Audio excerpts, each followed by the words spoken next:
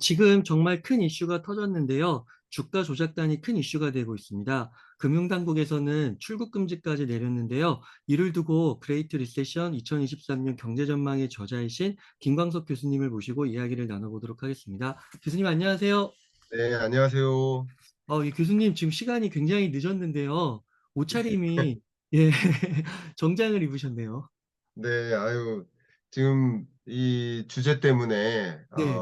방금 방송국에 다녀왔고요. 아, 여기서 다룬 주제가 너무 중요하고, 물론 주가 조작이라는 사건이기도 하지만 음, 주식시장에서 일어나는 일이고, 또 이 주식시장에서 일어나는 여러 가지 일과 관련해서 특히 뭐 차익 결제 거래라든가 뭐 CFD 이런 표현이라든가 반대 매매라든가 뭐 '이게 도대체 무슨 뜻인가?' 뭐 이런 궁금증들을 많이 갖고 계실 것 같아서 지금 네, 이런 현상들을 제대로 알고 잘 대응하셨으면 좋겠어서 네, 좀 시급하게 좀 준비를 했으면 좋겠다. 그래서 제가 준비된 자료가 없습니다만 어쨌든 이 KBS라는 공영방송에서 할 수 있는 종류의 얘기가 있고 유튜브에서 할 수 있는 이야기가 있기 때문에 여러분들께 소상히 이런 상황을 좀 말씀드리도록 하겠고요. 네, 또 우리 뭐 TV로 보신 분들도 계실 수 있겠지만 또 유튜브를 통해서 우리 구독자분들한테 충분히 이런 상황을 안내해 드려야 될 것 같아서 지금 방송 마치고 막 집에 왔습니다. 12시 딱 정확히 30 분이네요. 네. 네. 예. 어, 그러니까요, 교수님. 이게 진짜 어제도 오늘도 거의 6종목이 하한가를 맞아가지고 네. 순식간에 반토막 이하가 되고 네. 연예인도 투자를 했다고 하더라고요. 유명 연예인. 맞아요. 네. 그래서 이 의문스러운 좀 폭락이 우리 주식 시장에 좀 어떤 파장을 미치는 건지 그런 게 좀 궁금합니다, 교수님.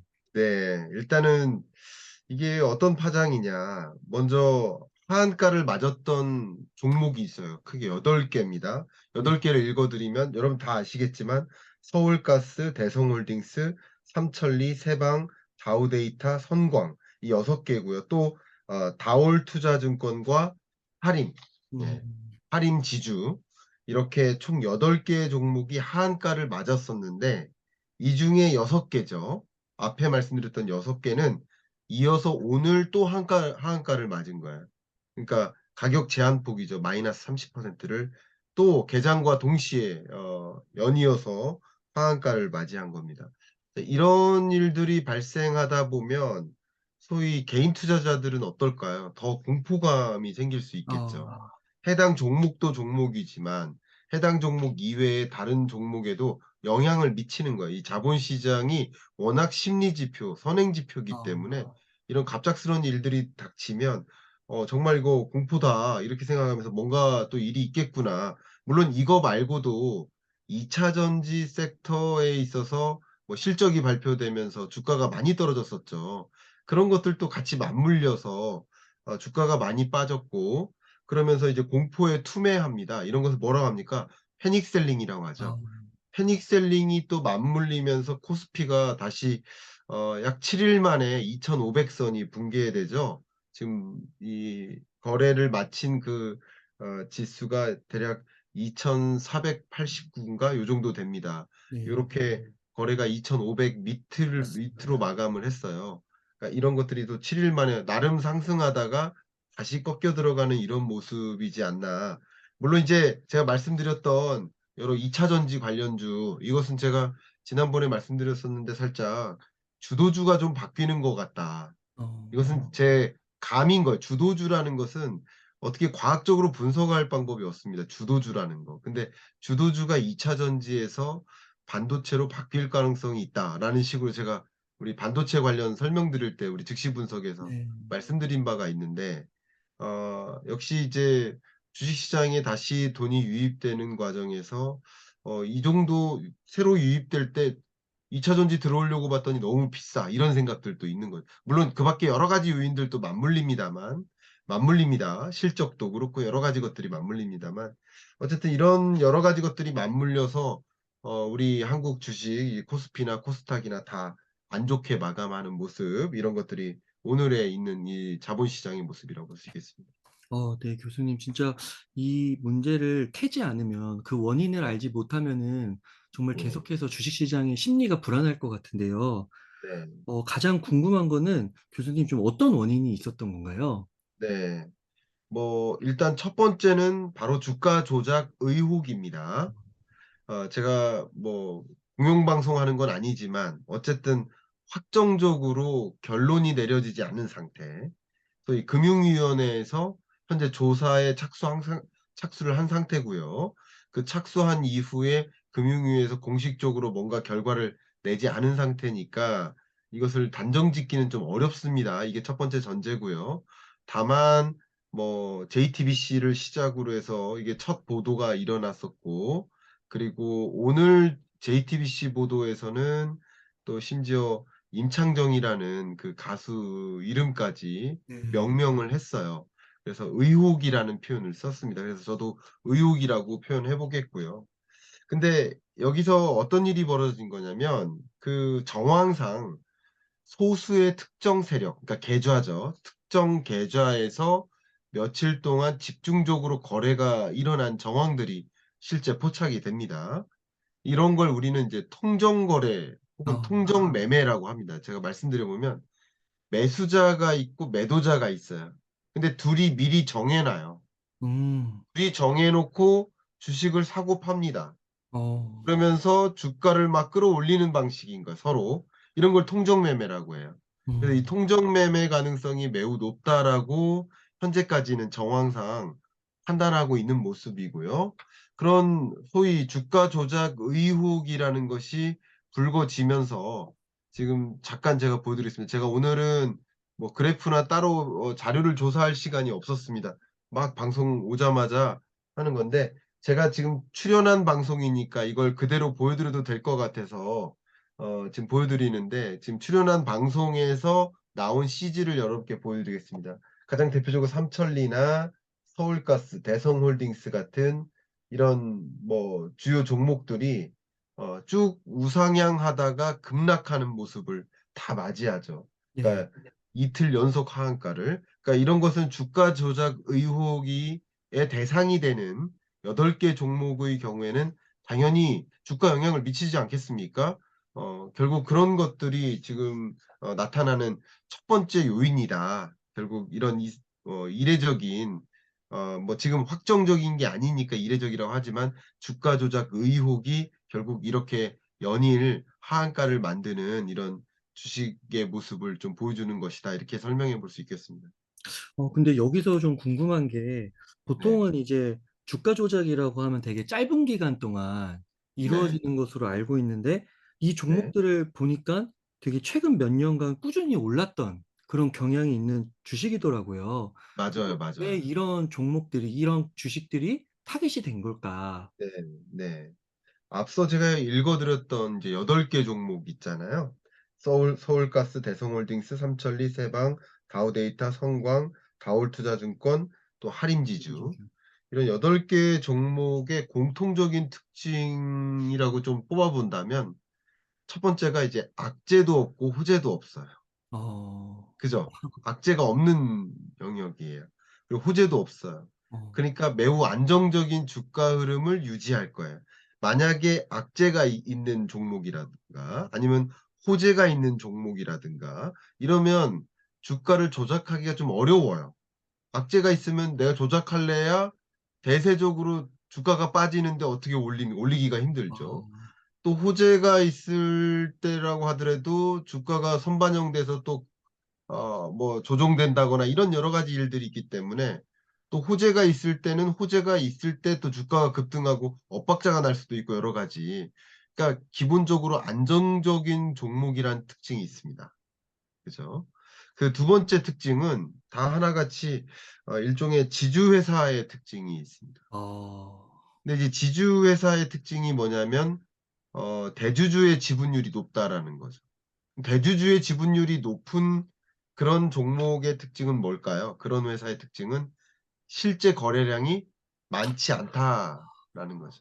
실제 거래량이 많지 않아야 상대적으로 소수의 작전 세력만으로도 조작을 해낼 수 있지 않겠습니까? 거래량이 많다고 해 봐요. 삼성전자를 어떻게 조작합니까? 그죠? 거래량이 많다고 해 보세요. 근데 거래량이 얼마 안 되니까 작전 세력의 거래량이 어떻게 보면 그 주가를 주도할 수 있는 영향력을 발휘할 수 있는 거죠. 그렇기 때문에 지금 이게 상대적으로 소수의 작전 세력으로 조작하기 좀 용이하다 할 만한 그런 타겟이 되는 그런 특징이고요. 그런 종목들이 자 하나같이 또 역시 방금 출연한 영상의 CG를 보여 드리면 뭐 최근 주가가 이렇게 그냥 쭉 우상향하는 거예요 거의. 쭉 최근 1년 동안 무슨 일이 2022년 4 월부터 생각해 보세요. 전반적으로 주가가 다 대세 하락했고요. 그죠? 네. 어떤 종목도 상관없이. 근데 다 대세 상승을 했잖아요. 네. 그러니까 이 8개 종목들이 다 비슷한 흐름을 가져가다가 이 주가 조작 정황이 등장하면서 주가가 이렇게 급락하는 모습을 확인할 수 있는 거죠. 예. 음. 그런 특징들이 있다 이렇게 좀 정리해 볼 수 있겠습니다. 네. 그래서 이런 주가 조작 의혹을 첫 번째 원인으로 말씀해 주셨는데 교수님 다른 원인도 혹시 있을까요? 네. 다른 원인이라고 본다면 결국 여기에 또 한 가지가 아 이 여러분 지금 궁금해하시는 차액 결제 거래 어. CFD. 어. 그러니까 CFD는 이 여기서 C가 contract이에요. 그리고 F는 그냥 전치사 for 고요. 그리고 D가 어. difference예요. 그러니까 차액에 대한 결제만 한다. 이게 무슨 뜻이냐. 차액 결제 거래를 잠깐 설명드리면 그다음 말씀드리는 게 좀 쉬울 것 같습니다. 자, 제가 투자자예요. 그리고 웅달 님이 만약에 증권사예요. 그러면 제가 뭐 종목을 예를 들어서 100만 원짜리를 10개 사고 싶어요. 그러면 제가 얼마 있어야 돼요? 1,000만 원이 있어야 그 주식을 사는 거 아니겠습니까? 네. 근데 제가 1,000만 원까지 없어요. 음. 400만 원밖에 없어요. 근데 1,000만 원어치 주식을 사고 싶어요. 음. 그럴 때 할 수 있는 거래입니다. 어. 그럴 때 제가 그래도 한 40% 증거금이 있다. 어. 약간 굳이 따지면 이런 거예요. 우리가 갭 투자자들이 집을 못 사요. 10억 짜리 집을 못 사요. 내가 갖고 있는 돈은 1억 밖에 없어요. 그러니까 굳이 비교하는 겁니다. 9억 짜리 전세 세입자를 찾기만 한다면 그럼 이 집을 내가 소유할 수 있는 거 아니겠습니까? 혹은 난 돈 한 푼도 없지만 어 9억 짜리 전세 세입자를 찾고 또 이 은행에서 1억 을 빌려주면 그 집을 나는 보유할 수 있잖아요. 한 푼도 없이. 예를 들면 네. 약간 이런 식으로 일종의 레버리지 거래라고 볼 수 아. 있겠죠. 예. 레버리지 거래. 자 그러면 투자자가 그냥 마냥 해 주는 게 아니라 증거금이 있어야 됩니다, 증거금. 그럼 증거금이 있으면 증권사가 주식을 대신 사고 팔아 주는 거예요. 그러면 그 차액만큼 현금을 챙길 수 있어요. 그래서 음. 파생 상품이라고 합니다. 그러니까 결국 주식을 살 돈이 없지만 2.5 배까지 레버리지 투자가 가능한 그런 파생 어. 상품이고요. 쉽게 말하면 돈이 한 푼도 없지만 주식 거래가 가능하다는 거예요. 어. 그래서 이름하여 외상 거래, 정식 명칭은 인제 미수 거래 이렇게 표현을 합니다. 자 그걸 제가 그림을 가지고 좀 설명을 드려 볼게요. 제가 급하게 좀 찾았는데요. 제가 그린 그림은 아닙니다만 어쨌든 그림을 보여 드려야 좀 쉬울 것 같아서. 자 보시면 CFD는 어쨌든 주가가 이렇게 흘러가는데 '앞으로 올라갈 거야.'라고 생각하면 매수한단 말이에요. $1,500 에. 근데 $1,530 에 매도하면 차액이라는 $30 가 발생하죠. 네. 그럼 그렇게 증권사가 도와주는 거예요. 어. 대신 수수료 같은 걸 받는 거죠. 그렇죠? 그래서 만약 이게 금도 되고 주식도 되고 국제 유가도 되고 다 돼요. 그래서 금 가격이 상승할 거라고 생각하면 금 CFD를 구매하죠. 금값이 오를 것이라고 생각하면 또 금 CFD를 매수하는 거죠. 그죠? 그럼 시장 가격이 예상대로 올라가면 그 수익, 차익을 우리 취하는 거죠. 그걸 롱 어. 포지션이라고 보통 표현하고요. 반대로 떨어질 것 같다 그러면 우리 공매도도 있잖아요. 네. 아무것도 없는데 매도하잖아요. 약간 약간 비슷한 거예요. 그 똑같은 건 아니고요. 어쨌든 없는데 매도하는 거예요. 그리고 떨어지고 나서 매수하는 거예요. 그러니까 증권사가 대신해 주는 거예요. 자, 네. 그렇게 보시면 좀 좋겠습니다. 어쨌든 이제 CFD의 개념은요. 실제로 내가 살 돈이 없어요. 기초 자산이 없어요. 그렇지만 가격 변동은 일어나잖아요. 그러니까 그 차액을 얻고자 이 장외로 파생 상품을 거래하는, 그럼 이해 가실 거고, 그래서 매우 인기 있습니다. 왜냐하면 어 확실히 올라갈 거야라는 믿음이 있어요. 근데 난 돈이 별로 없어요. 음. 그럼 어떻게 합니까? 그렇게라도 해야죠. 그죠? 그렇죠. 그럼 많이 사고 싶은데 많이 사면 많이 산 만큼 많이 벌 수 있잖아요. 그렇죠. 근데 많이 없으니까 못 벌잖아요. 그러니까 갭 투자자랑 비슷한 거예요, 굳이 따지면. 그죠? 네. 주식을 갭 투자하는 거나 굳이 따지면 그런 겁니다. 근데 여기서 이제 좀 추가적으로 설명드리면, KBS에서는 뭐 이걸 다 설명드릴 시간이 없었는데, 이 고객이 실제 주식을 보유하지 않는다라는 점, 이게 주된 특징이죠. 그래서 수익이나 뭐 손실은 발생합니다만 실제 그 주식은 증권사 명의로 취득하는 거고요. 어. 고객은 어쨌든 주식 가격이 상승하거나 하락에 대한 차액만큼만 취하는 방식인 거예요. 이것이죠. 소위 레버리지 상품이라고 합니다. 옛날에는 뭐 심지 레버리지를 일으켜서 뭐 10배까지, 옛날에는 살 수 있게, 그러니까 증거금 10만 원만 있으면 100만 원어치 사게 해 줄게, 이런 식의 제도였는데 너무 위험하잖아요. 네. 그죠? 그 증거금이 위험하단 말이에요. 그래서 그것을 좀 줄여서 2.5 배로 이렇게 했습니다. 10 배까지였다가 2.5 배로 최근 줄였습니다. 자, 제가 지금 이제 말씀드리는 건 뭐냐면, 어쨌든 미수 거래 혹은 이제 외상 거래가 있다. 근데 주가 조작할 때 이게 이용되기가 좋겠죠. 그렇죠. 그럼 왜냐하면 매수금을 많이 모아야 유리하잖아요. 네. 그죠? 네. 매수금을 많이 모아야 되는데 내가 갖고 있는 돈이 100 원밖에 없는데 1,000 원어치 사고 싶단 말이에요, 예를 들면. 네. 근데 이렇게 차액 결제 거래를 이용하면 좀 가능하게 할 수 있겠죠, 더. 네. 10명 모아야 되는데 2 명밖에 못 모았어요. 그런데도 이 차액 결제 거래를 이용하면 가능할 수도 있다는 거죠. 네. 이해가죠? 어쨌든 이게 미수 거래의 특징인데, 이것을 사용해서 주가 조작했다라는 판단이 있고요, 첫 번째. 그리고 주가 조작 의혹이 발생하면서 그게 불거지면서 주가가 떨어지잖아요. 조정되잖아요. 그러면 증권사는 어떻게 될까요? 증거금의 손실이 있을 수도 있잖아요. 네.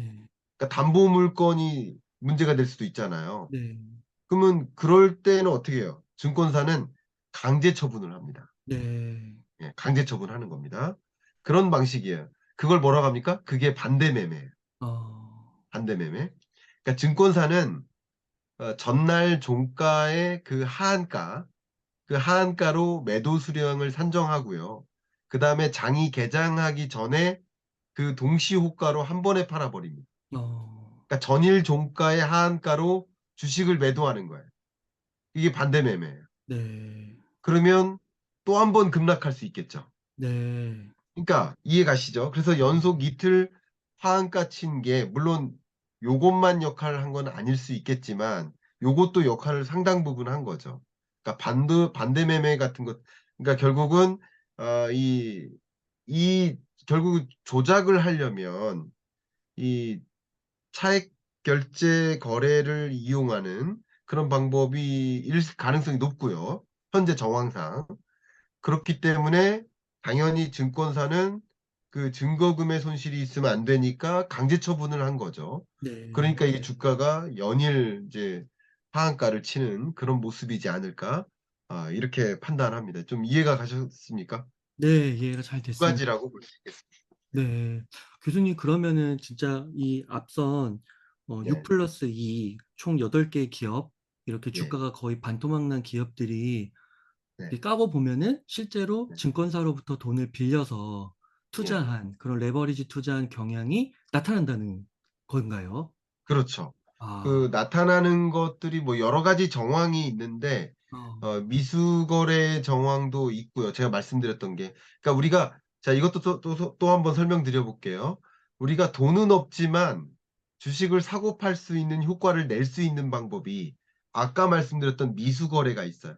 현금 얻지만 주식을 거래할 수 있는 방법, 미수 거래가 있지만 또 한 가지 거래가 신용 거래입니다. 그러니까 미수 거래는 아까 말씀드렸던 것처럼 투자금의 일부죠. 증거금만 가지고 주식을 매수하고 나중에 이렇게 부족분을 메꾸는 이런 방식이지만, 음. 신용 거래는 증권사에서 돈을 빌려주는 거예요. 그럼 증권사에서 돈을 빌려준다. 증권사가 대출해 주는 거예요, 주식 네. 투자자한테. 그럼 뭐 하는 거예요? 이자 받는 거예요, 이자. 원금과 이자 받는 거예요. 그러니까 당연히 높은 금리로 이자 받겠죠. 네. 증권사의 대출이니까. 증권사가 대출해 주는 개념이라고 볼 수 있겠어요. 그래서 180일 안에 원금과 이자를 상환하는 게 신용거래입니다. 그러니까 증권사 입장에서는 손해 볼 게 있어요, 없어요? 손해 날 게 없어요. 어. 손해 날 게 없어요. 네. 아까 미수금에 해당되는 것도요.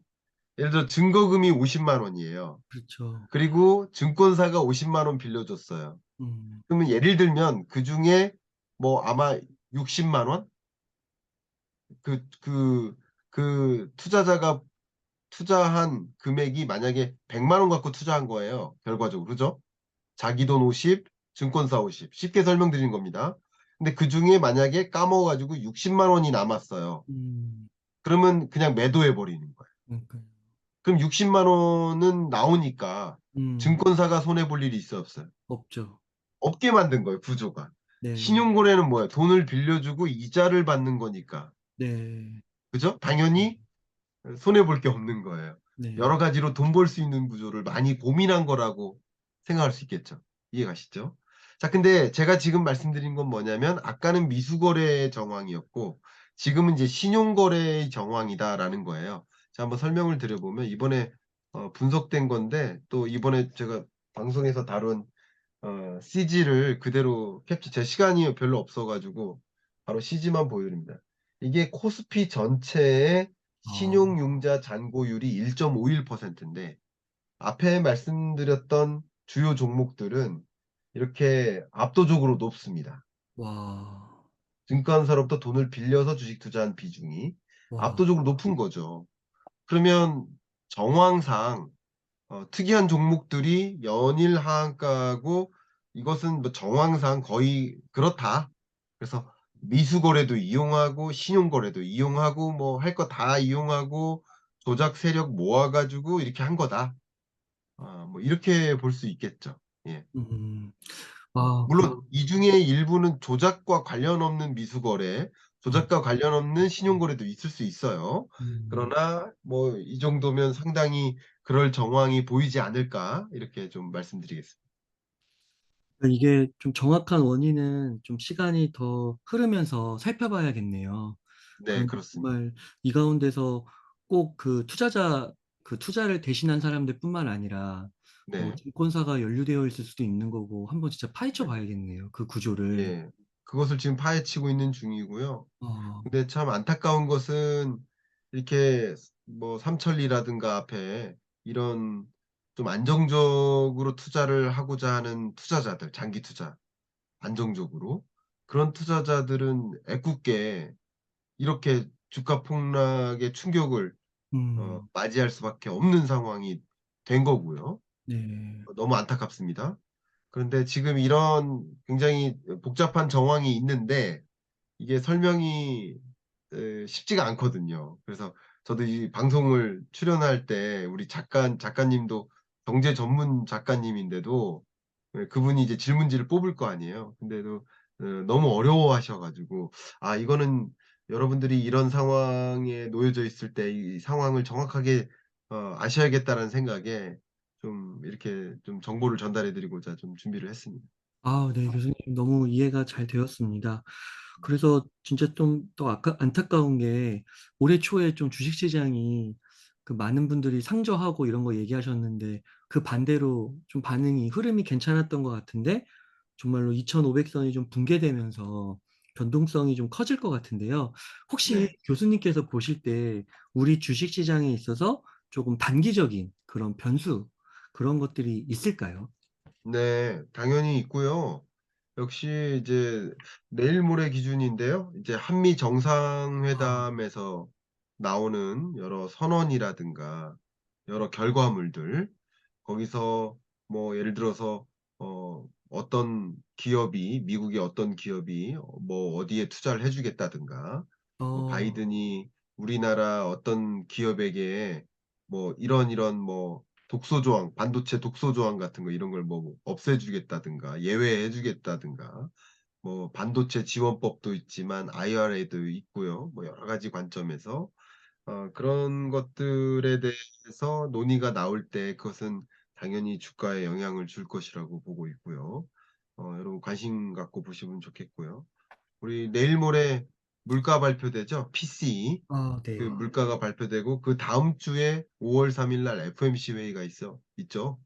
예. 결국 이 PC 결과에 따라서 그 바로 다음 주에 있는 금리, 미국의 기준금리 의사결정에 영향을 미칠 텐데, 그런 것도 역시 즉시 분석 기대하시면서 그것들이 어떻게 영향을 미칠지 좀 판단하는 거 좀 도움이 되지 않을까 생각합니다. 아 네. 교수님 감사합니다. 네. 교수님 끝으로 좀 하고 싶으신 말씀이나 강조하고 싶으신 말씀 있다면 부탁드리겠습니다. 제 오늘은 정말 '홍보 안 해야지.' 이런 생각도 사실은 했는데, 혹시 몰라서 지난번 사용했던 템플릿에다가 그대로 있어서 그거는 그대로 가지고 왔습니다. 제가 뭐 어쨌든 우리 도와주는 저 유튜브 채널을 도와주는 이 어스 얼라이언스라는 이 회사가, MCN 회사가 없으면 유튜브를 운영할 수조차 없는데, 웅달님 채널도 제 채널도 어스에서 참 도와주고 있어서 여기서 이제 이 교육 과정을 저랑 정말 성심성의껏 만들어 주셨어요. 경제 정보 공부 무작정 따라하기. 이 과정에 혹시 관심 있으신 분은 또 클릭을 좀 눌러 주시면 좋겠고, 제 고정 댓글에 담겨 있을 겁니다. 그래서 경제 공부 열심히 하시고 경제 흐름 이해하시고 자본 시장에 대해서 정확하게 이 용어들을 지금 용어의 문제잖아요. 반대 매매가 뭔지, 그죠? 네. 여러 가지 차액 결제 거래가 뭔지, 미수 거래가 뭔지, 신용 거래가 뭔지, 이런 용어들을 알아야 지금 일어나고 있는 주식 시장의 이런 현상들을 제대로 이해할 수 있잖아요. 그런 것들을 충분히 이해할 수 있는 그런 계기가, 관심이 있으신 분들은 계기가 되시기를 좀 바라는 마음입니다. 네. 참조해 주십시오. 그 교수님께서 이렇게 큰 이슈가 있을 때마다 이렇게 즉시 분석을 해 주셔서 너무 감사드리고, 이 경제 공부 무작정 따라하기로 그런 현상들을 더 체계적으로 이해할 수 있는 그 약간의 뭐 이해의 틀? 그런 걸 얻을 수 네네. 있지 않을까 생각이 듭니다. 그래서 많은 네. 분들이 꼭 한번 관심 가져 주시고 한번 자세하게 살펴보시면 너무 좋을 것 같습니다. 너무 감사합니다. 네. 교수님 그러면 인터뷰 한 요 정도에서 마무리하도록 하겠습니다. 이렇게 네. 해서 그레이트 리세션 2023년 경제 전망의 저자이신 김광석 교수님을 모시고 이야기를 나눠봤습니다. 긴 시간 동안 유익한 인사이트 많이 나눠주셔서 감사의 말씀드립니다. 오늘 고생 많으셨습니다. 감사합니다.